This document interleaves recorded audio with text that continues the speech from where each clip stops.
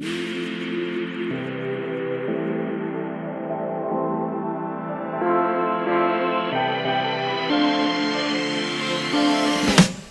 foggy morning here. I'm sure that wasn't a very interesting time lapse this morning. So today we're gonna go look at something that we don't have to look too far away to see since it's so foggy. Figured we'd go down to Lincoln Center and check it out. If you're just finding this channel, I pick places around New York City and go explore them and bring you with me. Check out all the rest of the episodes already available up to the east side on YouTube. Be sure to subscribe. Let's go.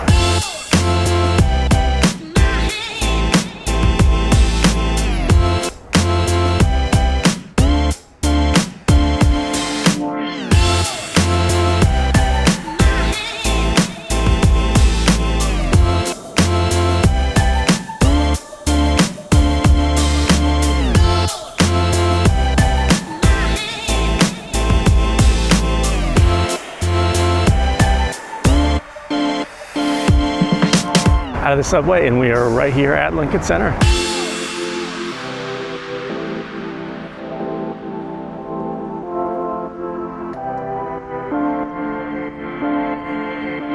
And so are field trip groups.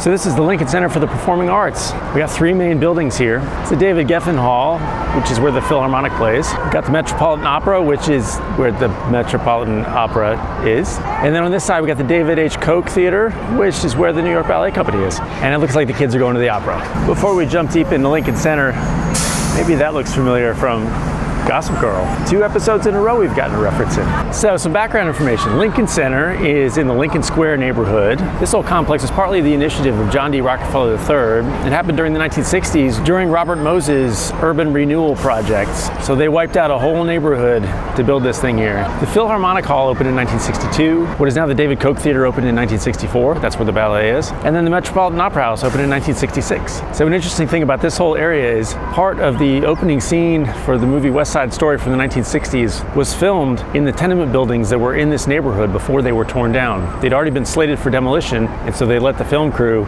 just film their stuff on the buildings that were about to be torn down. Not that you need to know more about West Side Story, but most of it was actually filmed in California. The only other remaining location in New York where it was filmed was on a playground over on the east side, up at 110 between 2nd and 3rd Avenue.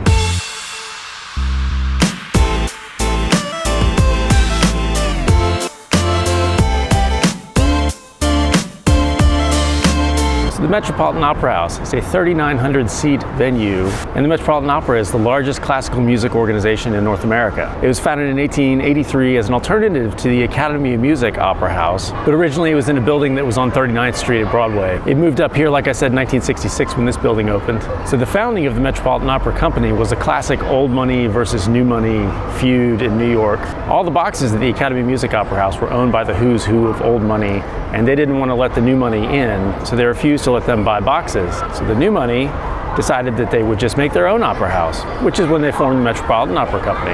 The first subscribers to the Metropolitan Opera Company included families like the Morgans, the Roosevelts, the Vanderbilts, all of whom had been excluded from the Academy of Music. So the miniseries Gilded Age actually does a pretty good job of telling this little feud between two opera companies. It turned out the Met was successful, and the Academy of Music ended up closing within 3 years after the opening of the Met. Not in this building though.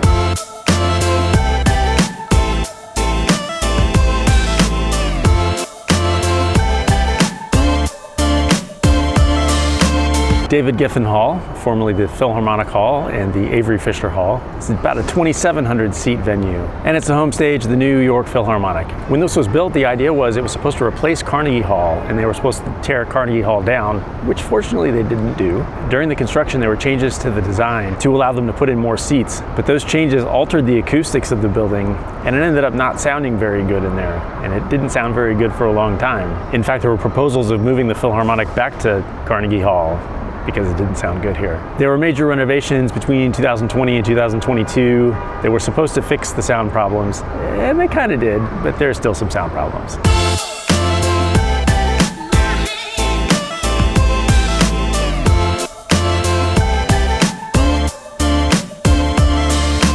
the school groups just keep unloading. So the last of the three buildings is the David Koch Theater, formerly known as the New York State Theater. It's a 2,600 seat theater that's home to the New York City Ballet. It was also home to the New York City Opera from 1964 to 2011, not to be confused with the Metropolitan Opera, which is right there. At one point in the 1960s, it was also home to the Music Theater of Lincoln Center, whose president was composer Richard Rodgers. So in the 60s, they put on a bunch of classic Broadway performances in there. Now it's mostly the ballet. The Nutcracker's playing right now.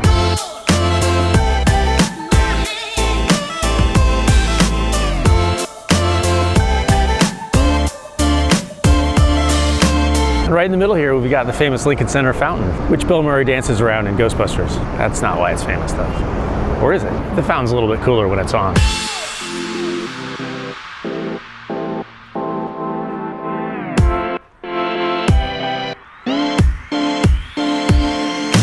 Hey look, it's art.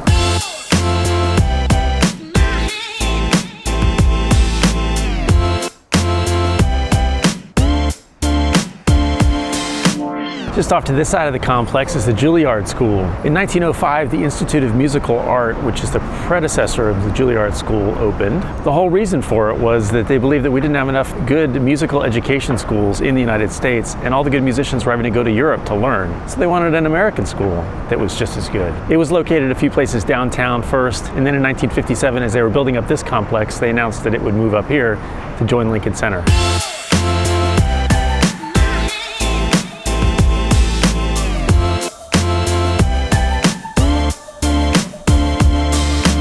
Back over here, we got the School of American Ballet, which I believe is the best ballet academy in the United States. I think there's even a Netflix reality show about it.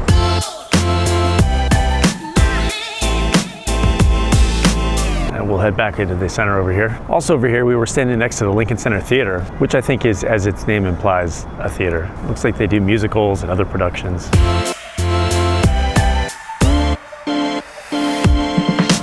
Next to the Lincoln Center Theater, right back there in the corner, is the New York Public Library for the Performing Arts. Nice.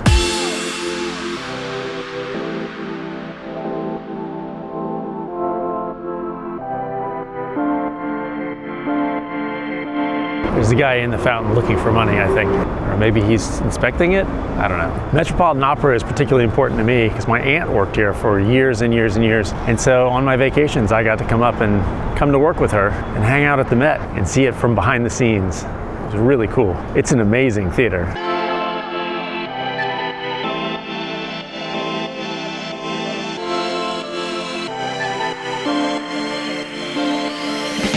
And there's the Met over there, just off to the side of it. There's a concert shell back there, I believe, and this is usually an open space in the warm weather days. But in the winter, the Big Apple Circus moves in here.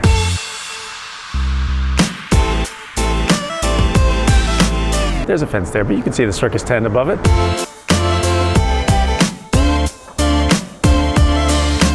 Just behind the tent, you can just see the top of the band shell that's actually in that park. They do outdoor performances in the summer months.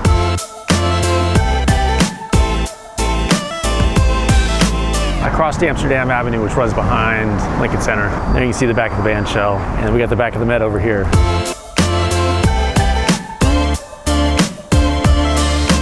I crossed over to try to get a better idea of where they shot the West Side Story stuff. It's not actually in Lincoln Center, so it'd be down that way, about 58th Street between Amsterdam and West Side, and it looks like they built housing there. So it was back over there. This mural on the back of Lincoln Center appears to tell the story of all those who were displaced to build Lincoln Center.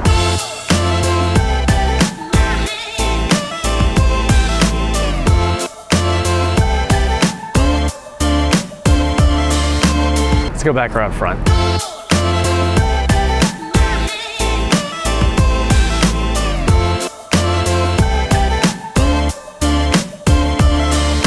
And then we got one of the campuses of Fordham University right across the street.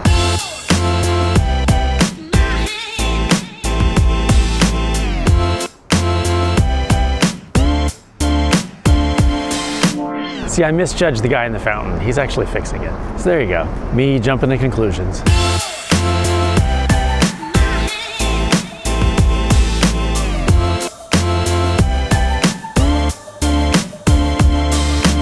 Across the street, there's a little square called Dante Park. It's tucked into the triangle where Broadway cuts across Columbus. And there it is, Lincoln Center, 1960s architecture. It's nice. I think that's about it for this adventure. Let's go find the subway.